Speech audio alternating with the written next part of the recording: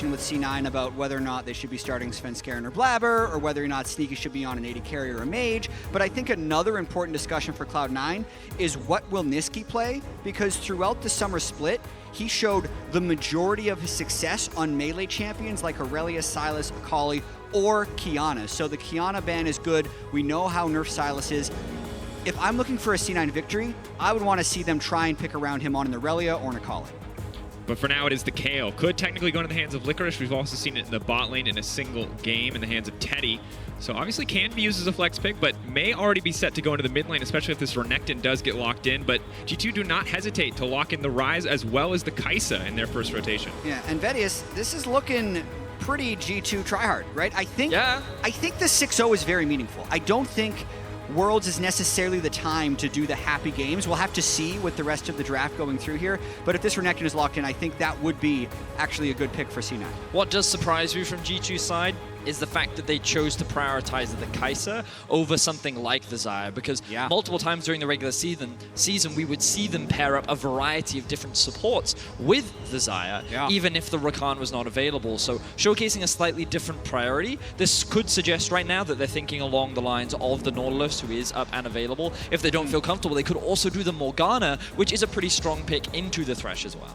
And now with the Rek'Sai locked in, interesting to me that Cloud9 did not opt to pick up something like the Xayah. You talk about kind of that identity crisis, them not knowing if they want to play mages or AD carries. And given that that has been, outside of Kaisa, the best-in-class AD carry, I feel like C9 must be looking for a mage bottom, and G2 can just ban that Xayah away and limit some of the top-tier options. Yeah, there's so much flexibility available in this game, knowing that if this game does go to late game, that Cloud9 will have sustained damage thanks to their Kayle lock-in, which can go to either their mid or their top lane. So it's more known what's happening for G2 since Kaisa isn't a flex pick and will definitely be going bot lane. Ooh, the Sivir ban coming out from G2. I know this was something that was pretty popular earlier in the year, maybe even earlier this split, but after the nerfs kind of fell out of contention, still showing that respect over towards Nisqy though. And we talked about melee mid laners that Nisqy has prioritized a lot during the regular season. With the Aurelia being banned away from Cloud9, this is actually more directed towards Wunder in the top lane. This was something that he would often go towards during the regular season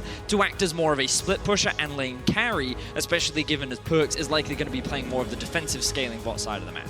And before the Shen game that Licorice played earlier, he was the best performing top laner in this group in terms of laning stats. Found multiple solo kills, was always up in CS. And so to set him up for success by banning away two premier top laners feels like a good source or a choice from the side of Cloud9, as we might just, that would be a new one. The Mickey Blitzcrank locked in on stage. I'm ready for it.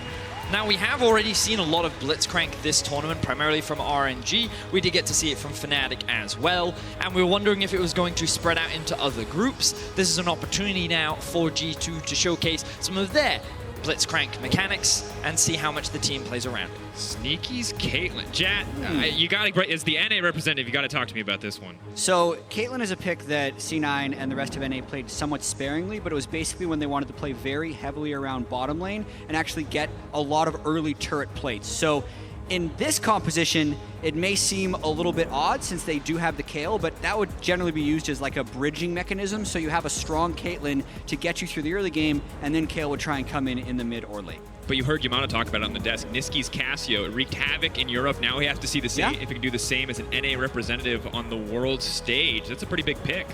So I was thinking that G2 could consider a Kled right now, just because they lack a little bit of engage, and I also think that it matches up very well into the Kayle. But given that they're hovering through a variety of picks, it looks like that the Ryze will actually be sent into the top lane for Wunder, a champion that he did in fact get a pentakill on at the MSI group stages.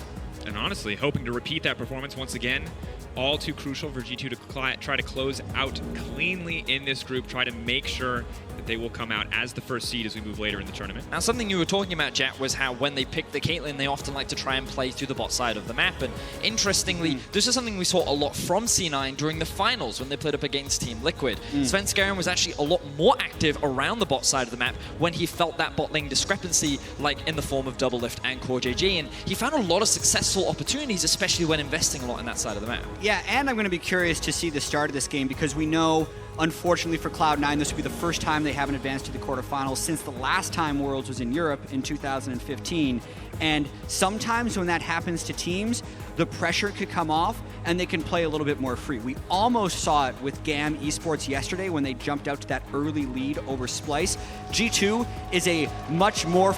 Berlin and Verdi alive and ready. Cloud9 versus G2. As you mentioned earlier, Jatt, Cloud9 sadly already knocked out, but G2 playing for a perfect group, playing to lock in first seed. However, the level 1 going to be crucial here. Cloud9 clearly set up for a G2 play. It's the classic solo queue, level 1 start. Group up in a brush, wait for the Blitzcrank to appear. G2 not going to overcommit into the enemy jungle. Or are they? Really trying to hype up the drama. How much mana will Mickey burn before he gets to lane, throwing hooks into random bushes? Will C9 be spotted in there? The answer is no. Looks like nothing's going to be happening at the level 1 mark. What's really interesting to me is I have very little experience with a Kaisa and a Blitzcrank lane. Because typically, when you pair something up with a Blitzcrank, you kind of want it to have an element of lane dominance. Things like Draven, things like Caitlyn pair up with it very well as well, and even Xayah to a lesser degree. But I feel like Kaisa is not a champion that if you land a hook, you necessarily are going to find that kill or pick on. Yeah, I mean, that's the whole just dilemma of picking Blitzcrank in pro. Landing successful blitz hooks often has reduced chances if the other team has strong vision control or if they're extremely good players, and it's very hard to actually find the angles at the pro level to land several successful hooks. And on top of that, if the other team has lane priority, you can't hook past a minion, right? So you have to find really interesting ways to try and weave around it. I think it will be difficult for Mickey to land hooks, and all the more impressive if he ends up having a great game. And when you compare it to Zeyzal's Thresh on the opposite side, just higher risk, higher reward on the side of the Blitzcrank. Thresh also very focused on the hooks, but has the Lantern, has the Flay, has more defensive utility, whereas Blitz is, he doesn't land that hook, he's just trying to walk at you. Yeah, I will say when we saw this from RNG, it was also into a Thresh, and that's a spot where I think the matchup can be very good for Blitzcrank. Blitzcrank has a quarter-second cast time on his hook. The Thresh hook is a half-second cast time, so as soon as Zeyzal starts winding up, Mickey can just hook Zeyzal, right? If he can see the Blitz, then Blitz can see him, and Blitz will actually get the hook on him. So that's another reason you might see the Blitz that early. It's like a real-life cowboy draw, you know? Who gets the draw first, who's able to find that first shot will be very important in that matchup. Speaking of matchups, we've got to keep track of the junglers. Both of them have path up towards the top side. Jankos and Svenskeren both level 3. Kick gonna come in. Jankos now trying to find the knockup. He's there. Wunder going to be able to follow up here. Prison does manage to connect. Svenskeren now has to run. He just leaps forward. That's the ferocious bite. First blood, and now Licorice is in trouble. Nisqy now coming up. The heal is there. They're trying to chase this one down. They've set their eyes on Jankos, but that means Licorice is going to go down. This is a disaster. C9 getting cut down on the top side of the map. So I'm also going to be really interested to see Cloud9 against HKA. That's just such a bad start for C9. Literally 3 deaths in a 2v3 in the top river, 3.5 minutes against G2. Total disaster. And the thing is for Cloud9 is they want to try and play around their bot side of the map. This is where they have the Caitlyn and the Thresh. And you can understand Svenskeren wants to try and cover for the Kayle. He can see that Jankos may look for an early gank up towards the top side, but they just overcommit. Kayle at level 2 does nothing. And given the fact that Licorice is separated away from Svenskeren while Jankos is just beating down onto him, he does speed Nisqy into his death. Don't discredit the Kayle at level 2, Vedius.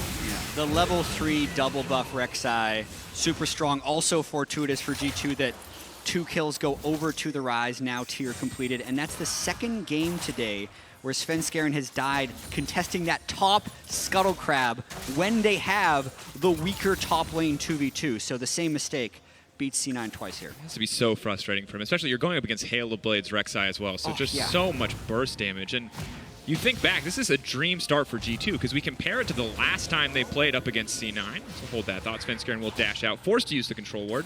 This was not a great start to the game for G2 last time around. They got that kill on the bottom side of the map. He's going to kill him again. Well, he's a flashless kill.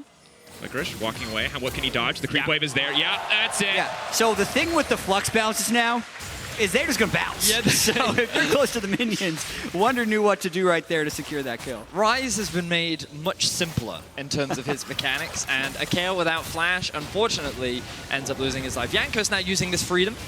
Going in, level 4 to level 3. This might comes out from Svenskeren. He's just waiting on the bite. Jankos going to walk away, focus on the camp instead.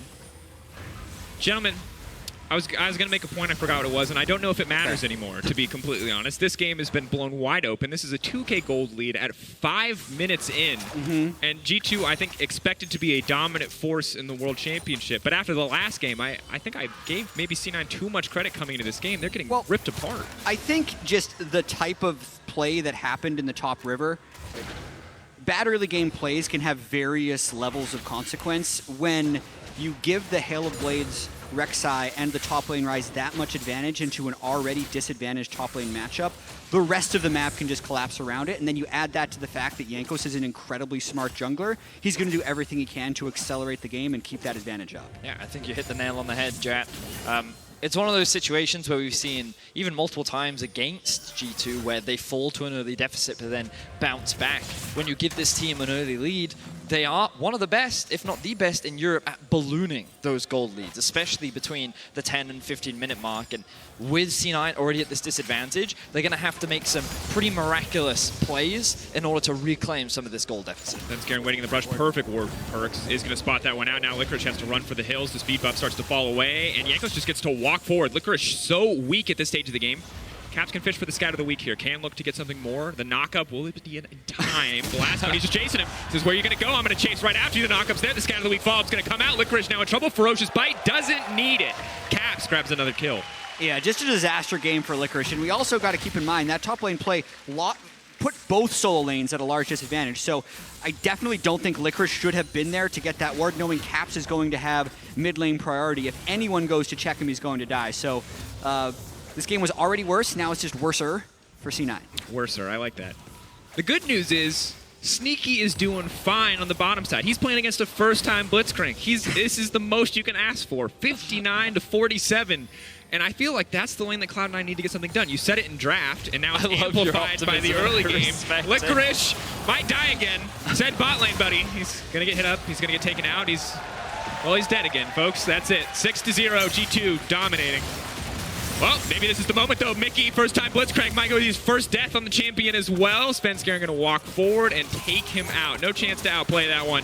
Nisqy going to get it with the last auto. So you may kill Cloud9 6 times before 10 minutes, but you will not perfect game this team. They've successfully found a kill down towards the bot side of the map, and at least it's something back. But with a 3K goal deficit already at 8 minutes, they're going to have to keep finding these picks to claw their way back into the game. Yeah, definitely a very disappointing open for C9, but they'll want to try and play around bot side as much as possible. Svenskeren, level 5, has the 3v2 because they had just seen Rek'Sai top lane, so this was the correct play for C9 to make at the time, and then they're also able to secure the kill onto their carry. Yeah, the wave was actually in a fantastic spot for C9 there as well. They could have zoned PerkZ away from a lot of farm, and you can see the discrepancy starting to be built between the two bot laners. That looks fancy. Does not able to land the Hex Flash hook there from Mykix. Svenskeren walking down. He has been spotted on the ward, but the hook does manage to connect. Zeyzal gonna step forward. They're not gonna flash out to safety. Svenskeren not gonna fish for the kill here. Nisqy already roaming down. Cloud9 have clearly figured out. They're focusing bottom lane, but haven't got much else yet. 3 tower plates in favor of Nisqy. So this is what we wanted to see from Cloud9 earlier into the game,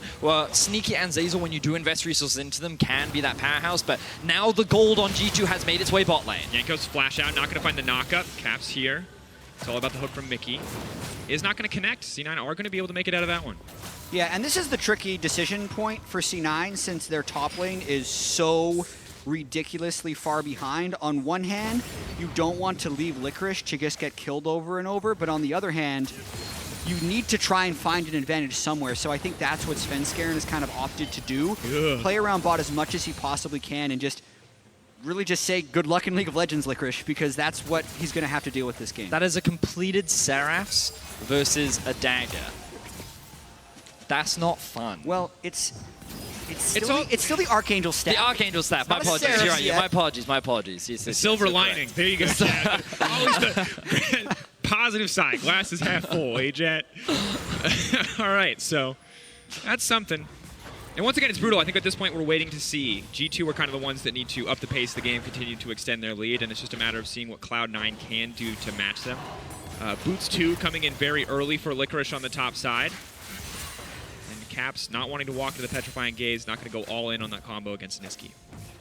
Yeah, and Caps has also been dominant throughout pretty much this whole group stage, actually. I mentioned earlier on the desk, he has the highest KDA of group stage players, which is definitely not what you would expect after watching Summer Split Caps. And Nisqy trying to make a play. Big petrifying gaze. Jankos kick back. Shut down coming in. That's going to be key. Taking a bit of gold away. Hook not going to connect. Wunder now walking down, but he's walking down to the entire team. That's not what they want. G2. Bit of a happy moment and a clean play from C9 to get those 2 kills. There we go. Hey. That's the play that we're looking for. Yeah, it's playing around bottom side. It's the only thing that C9 can do to try and get this game. And then fortunately for them as well, Wunder teleported in to give that bounty back. But here comes PerkZ. Walking him down. One more auto's going to do it. PerkZ. Now backing away. Nisqy's going to be in trouble in the mid lane. Caps trying to go all in. The barrier's there. Nisqy now running for his life. The auto is going to get him in the end. Caps finds the kill. Big play for Caps as C9 continues the hook to try comes in. something bot. PerkZ starting to layer down the damage. It's good. The Kayle's there to mitigate the follow-up. The Rek'Sai goes in and comes right back out. It might not be enough, though. Jankos is going to be able to find 1 kill. Tunnels his way right back out. Oh, and now C9 has to bail.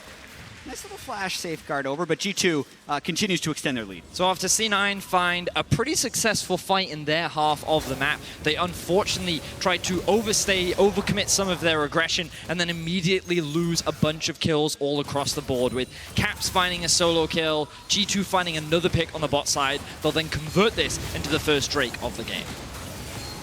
And the largest lead at 10 minutes so far in Worlds 2019. Huge, huge game. For G2 or in all of Worlds? I've been told all of Worlds. Wow, because we've seen some really one-sided games in terms of FPX versus J-Team.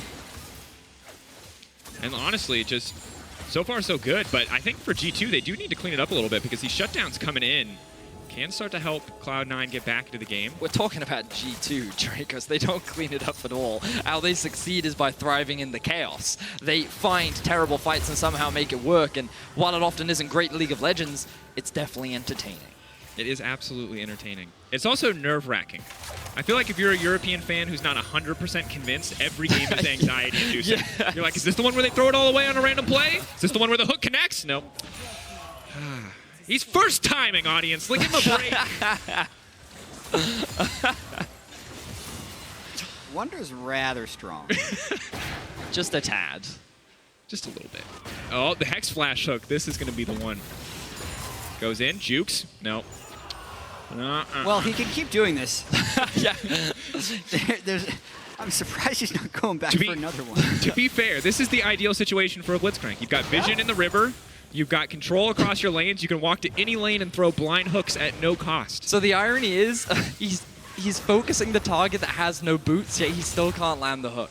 And I don't know why, but I just find that so If there's funny. anything we learned from yesterday, is you don't mess with snakes, dude. Yeah, I mean, that's true. That's very true. Well, regardless, G2 going to convert I their think he's trying again. He's in the spot. He is. Yeah. Riptail is also going down. This is still, of course, Worlds. A serious, very, very serious game of League of Legends. 5K advantage. Wunder.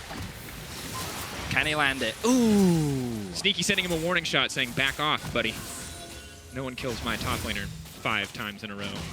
G2 has all the people there, so looking like they want to reset, though, instead of trying a fight, even though they have a 5,000 gold advantage, 13.5 minutes.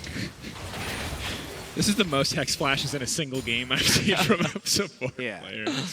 All right, Cloud9, though, setting up on the bottom side. Sneaky's there, slowly but surely pushing in here. Tower plate's going to fall away in a moment, so maybe they can break this one down. But G2 are going to be able to drop the Herald before plates fall. Looks like get the charge off as well, so even more gold into their pocket, a 5K gold lead. Not enough for them. Hex Flash. A little bit more. Come on, Mickey. I want to see another one. Who's he waiting for? Anyone. He doesn't know. I mean, that's true. You know? So far, his hit rate with the hooks, incredibly low. He hit that one and when he got ganked and died. He hit that one at melee range against Svenskeren. That's the one I've seen so far. Here we go. So, Infernal Drake is going to be spawning in about 2 minutes. Cloud9 is not really in a position to contest, especially again, like, I was looking at Sneaky and I was like, he's going to be the bright spark, but he's yet to complete his first item, and considering we're only 14.5 minutes in, maybe if they can find a pick in the setup, that'll be their best opportunity. They do see Wunder doing the blue. Hook. It's going to land under Wunder. Mickey's coming in as well, but maybe they can just burst him down and kick it back. Wunder trying to rail more bout. Can't get away from Sneaky, but Svenskeren will grab the kill. So those are the kind of picks that we're looking for. You attack in the setup rather than at the actual objective, because you know you're not going to win in the 5v5, so why take the gamble? Instead, just try and attack the enemy members when they're looking for this vision, looking to try and get these wards, and for Cloud9, that has proved to be a pick. Caps. Licorice can hit level 11 as well. He'll start potentially becoming a little bit more relevant. It's about stopping G2 from snowballing as much as possible, which, considering it was, what, like 3,000 gold 10 minutes ago? Oh, here we go. Nisqy's in trouble. The minions block the hook, though. They're not going to go for anything else. We'll back off, grabbing the tier 2 tower as well, continuing to maintain about a 5k advantage, despite the pick off to Wunder on the bottom side. PerkZ now rotating into the mid lane, grabbing as many jungle camps as he can. Here he comes. It's coming. Hex flash. Nisqy, the hook, the flash. Okay. That one we can give. I think he was going to hit fine. that That's one. fine. Yeah. He's at least 3% hook accuracy. Probably 10. Probably 10. I'd check after the game. We have the technology. We do have the technology. Well, not for accuracy. Like we can watch and like skip through the VOD. That's the Some poor intern is like, here, Jatt needs to know how many hooks he hit. I can do it later. I mean, my After favorite the one, day. we had the Nocturne stat as well, where Levi used Yeah. 23 Nocturne ultimates in a game. So, like, Yeah. we have those numbers, Drakos. We know how many hooks he threw. We'd have Yes. to check the ones that landed. Yes. Fair. But I'm pretty confident it's 0 right now from the side of Mickey. I thought we were counting the one he had to flash away from. It's too much No. U bias. Can't give it to him. All right, well, G2 are setting up on the play, but it feels like Cloud9 are Wait! here. Hook! That's what you were talking about, the cast time. It doesn't add up. The Kayle has kept him alive, though. Mickey now has to run for the hill. Svenskeren now going in the kickback into the midst of the team. A clean kick flash. Wunder now tries to escape the Sonic Wave. Svenskeren on a rampage coming in. Elder Dragon, or rather Infernal Dragon, has now been procced. Jankos has to run for the hills, healing up as much as he can. Goes under and will come right back out, but it is not enough. Cloud9 still able to try to come out on top in this fight. Caps on the backside, but G2 are split. PerkZ has taken out Licorice. Mickey now looking for the class, but PerkZ is taken down too. That's so many shutdowns for Cloud9. G2 overconfident in the play. Cap still has ult, but C9 would look to try and clean this up. Nisqy needs to make it out of this one. Pulls back, Lanterns there as well. Nisqy gonna go back to mid lane. Everything. Flat. Here we go. So much suspense when he channels it. Now, considering the deficit that Cloud9 found themselves in... Wait, is this a teleport? Yeah, it's a teleport flank. Here we go. C9 will get the Infernal Infernal going Drain. down. Nisqy's gonna get this one. Oh, Zeyzal's dead. That's the power of Syndra. Sneaky now needs to make his way out. Can't make it over the wall. That's a heartbreaker. Double kill coming through for Caps. We have another teleport come through from Licorice. No, now it is Cloud9 that are on the attack, but Nisqy... Now needs to run. The hook. Will it land? No. No, it won't.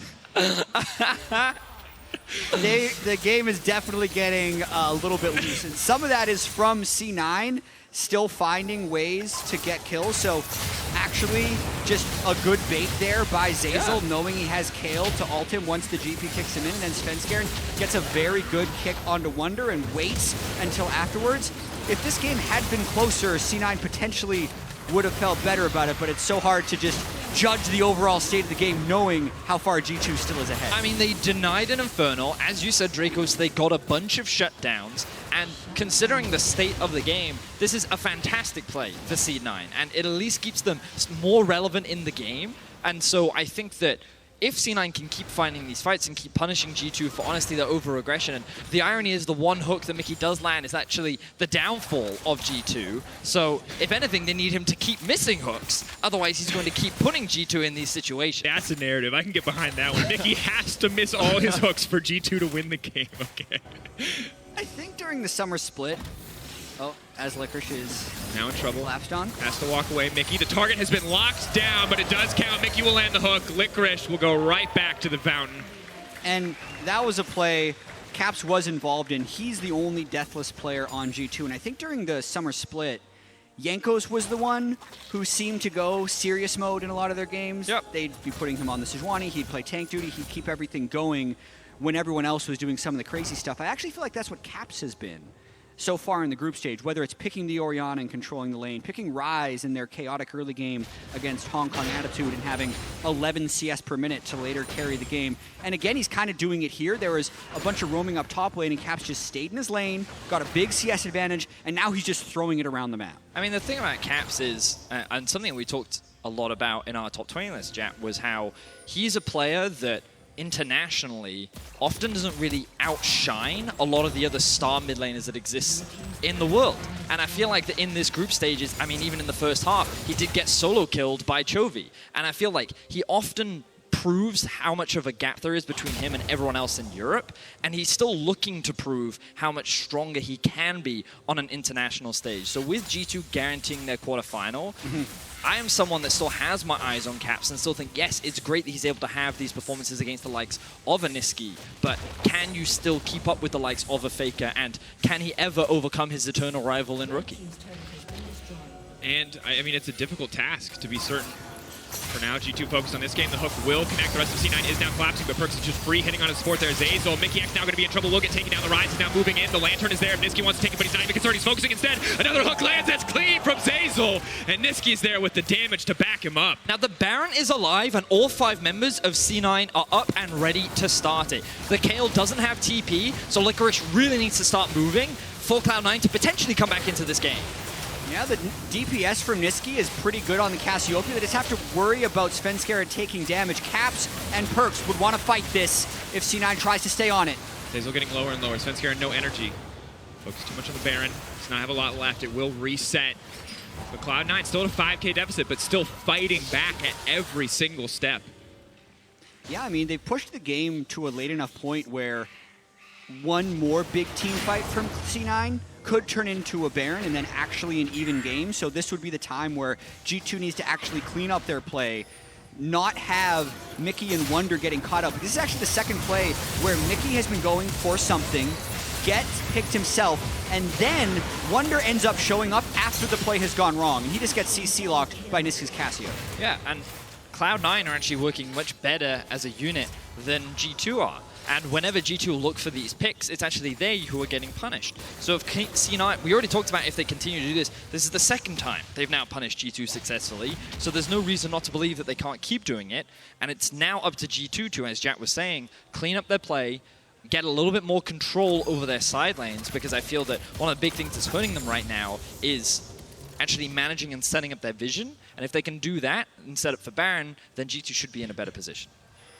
And fishing for a play. And you can't blame them. When you're behind like this, you have to go for some of these death brush plays. You're looking to catch out single members. And as much as we've been joking about Mickey's Blitzcrank, hasn't had too much of an impact yet, whereas Zeyzal on the opposite side has hit so many clutch hooks, had so many good fights, but still, G2 with the gold lead here, get the lane priority, they set up for this Drake, and C9 just are not in a position to contest. Let's not forget that Wunder was 4-0 at the beginning of this game. Now he's 4-4. The entire Baron River is in control of Cloud9. And even though there is a 5k gold difference between these two teams, this gold gap doesn't feel as strong as it did earlier into the game, as C9 were baiting a bit of a Baron out. I did very much like how they put Zeyzal into the pit to clear out the control ward and put 2 people hiding behind the walls, believing that he was the tastiest of baits to potentially force G2 into trying to fight another bad play. It's a game of psychology now, Daniel Drakos. But it's tough when Caps is able to freely walk down mid lane and press into your inhibitor tower. It's always going to be so hard to hold on to any kind of Baron vision for an extended period of time, and Wunder just waiting in the darkness, looking for a single pick that could open up G2 to take the Baron themselves. And the wave control by G2 has improved kind of since that last ugly team fight we saw. So Wunder, as you mentioned, waiting down bottom in the fog of war after pushing in bottom lane. Caps taking the mid turret after pushing in mid lane. So C9 isn't really as hidden as you would think. Tries to make his way out of this one. The Kayle ulti comes in. Good timing. Major cooldown used. Cap's going to get a bit of poke back in exchange. Svenskeren has flash. Awkward Sonic Wave, but good on Wunder to sidestep there. Both teams honestly just feel like they're setting up for a bigger play here. Mykix continues to fish with the hooks. Always have to respect the potential for this Blitzcrank. Has been a non-factor thus far, but as G2 set up more and more vision control, it will be easier for him to land this on an unsuspecting opponent. This next hook might lead to a Baron, Drakos. The hook after this one. That was a bold call. The hook is leading to a Baron. Yep. Setup is there. Blue buff has been taken away by Caps, but C9 are just going to walk into this one. Miasma is down. Major cooldown. Jankos slowly but surely getting chunked away at Cloud9. Do not feel comfortable to walk in and contest this. That's the Baron for G2. The hook lands. They get the follow-up fight as well. They just got the Baron, and they take out Nisqy on top. So G2, after all of the crazy shenanigans that have been this game, will secure the Baron. It's definitely been chaotic, but another fight is ensuing. Mykix getting picked off, might buy a bit more time. G2, do they want to go for a bit more? They've used a lot of major cooldowns in the trade, but good pick for C9. Zeyzal, though, has to be careful. PerkZ going to ult forward. Svenskeren leaping in and out. Good play. Uses the Resonating Strike plus the Safeguard to bait out the Zhonya's from Caps.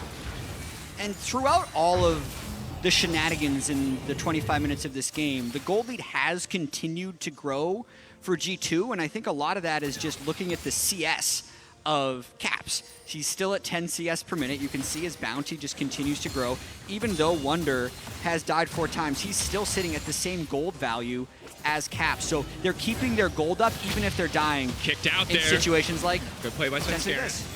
Now has to back off, but we'll go right back in as soon as the team is there. The play comes out. Wunder now has to run for the hills. Kayle out there as well, and Svenskeren popping off this game.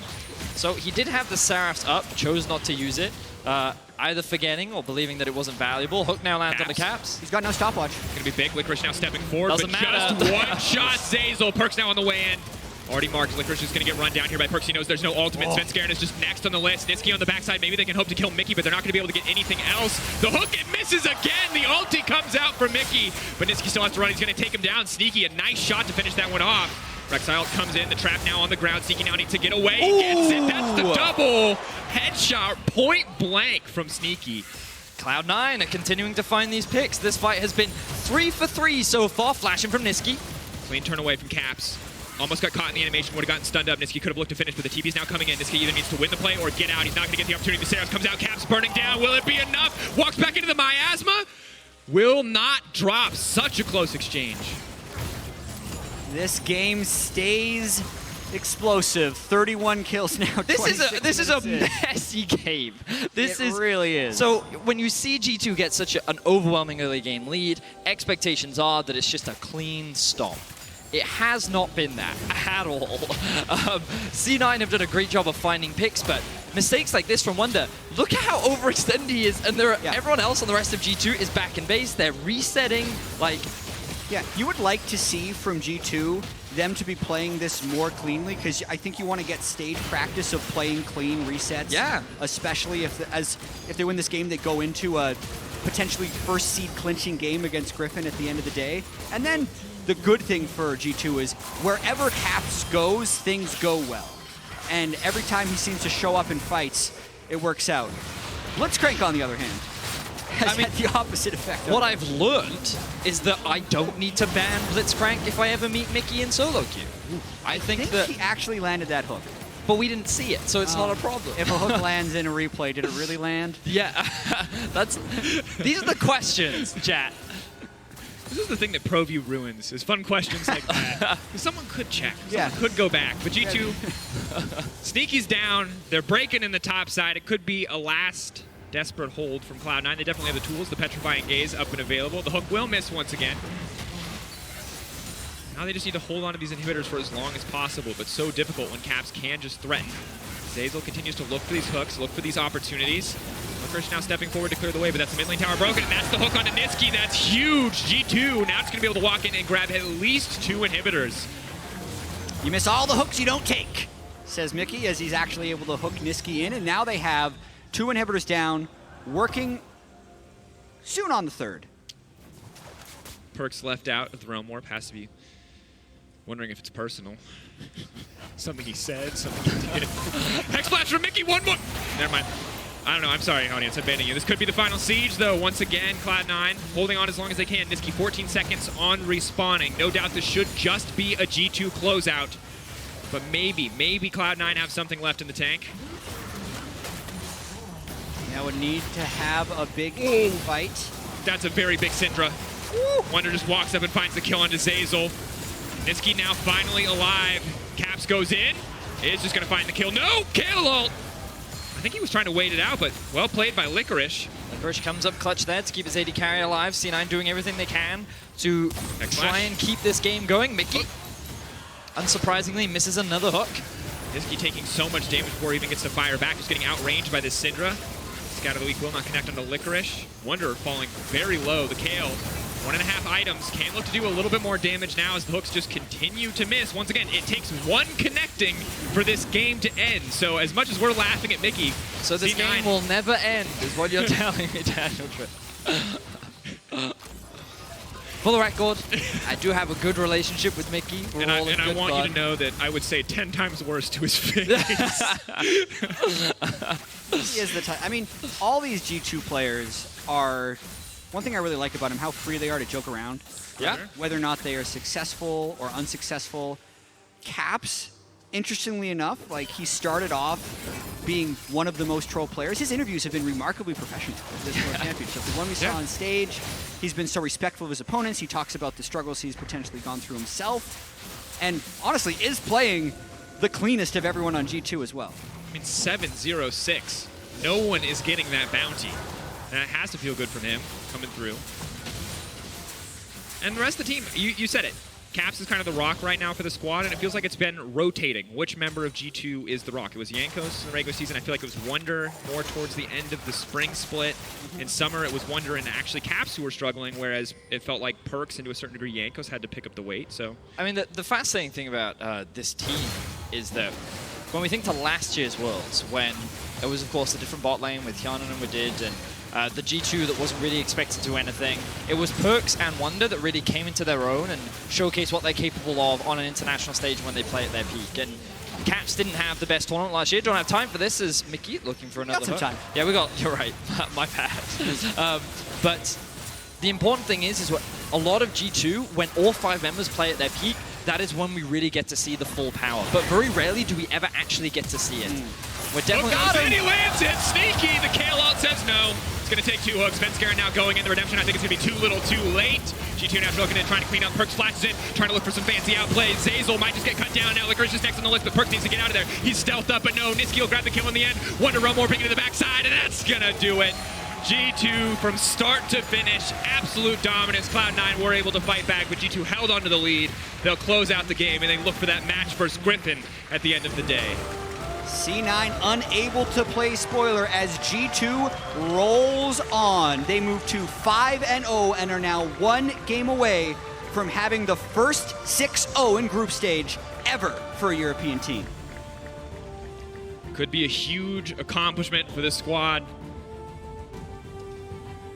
And a lot of good moments, I feel like, for Cloud9 in that game, and it's unfortunate that the early game was so rough because the mid game was, they were going blow for blow. They just fell so far behind early on. Just beyond disaster with that level 2 or 3 in the river. A 2v3, 3 kills going over as the 3. Summoners burned while Caps is able to free farm in the mid lane, and you can't give that type of advantage to G2 or Caps. So even though Cloud9 was able to scrape 15 kills back in the rest of the game, it was never really in question. And the good news is, if you're going up against G2 in a best of 5, you'll probably never have to ban Blitzcrank. I mean, that's true. But also, if you're a European fan, this performance probably didn't instill you with a lot of confidence. Like, Caps did look great, and the early game, at least the level 3 looked good, but all in all, that was a very messy game from G2, and you look at the form that we've seen from Griffin throughout the day, and it's just like, you're not as confident in G2 as you were. Week 1 to week 2, as we've now seen both these teams play twice, like Griffin showed really marked improvement. Yeah. They're looking a lot sharper than they did in week 1, but we also know G2 beat them in that first game, so I'm just really excited for game 6. And to see if this is G2, more relaxed, less worried, or if this is full strength G2 that is this crazy, that is giving up these many kills on a side lane. But here's the State Farm analyst desk to tell you all about that G2 win.